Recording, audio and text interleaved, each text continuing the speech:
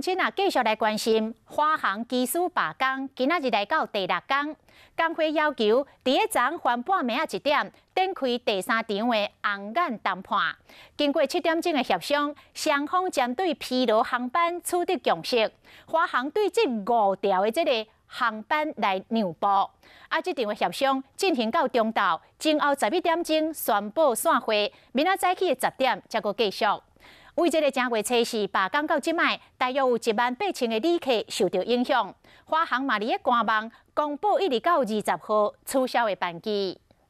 辛苦你们，不好意思，谢谢，不好意思，谢谢大家，不好意思。工会成员局长甲媒体讲辛苦啊，华航机师罢工经过2摆劳资协商拢无成，伫工会要求之下，今日透早1点开始展开第3场的谈判。能够再凸显因为疲劳航班在疲劳的时段来探讨这个问题。交通部长林佳龙伫协商前嘛，专工到会场，希望讲即摆协商会使圆满。凌晨10分，牺牲睡眠来进行第3次的座谈，一定是把这一件事情视为最重要的事。马拉松式会议进行到第7点钟，总算有初步的共识。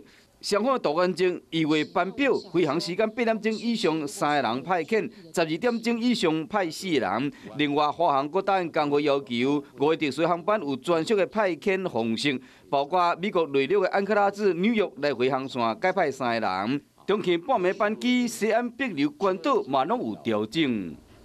7月罢工到即马，差不多18000人次的旅客受到影响。虽然讲双方协商讲好条件停止罢工，因为依照定一摆空服人员罢工真正结束的时间点来算，还佫需要1、2天的作业时间。华航嘛伫官网公布20进前要71个班次取消，大家拢希望讲即摆协商会使有一个好的结果。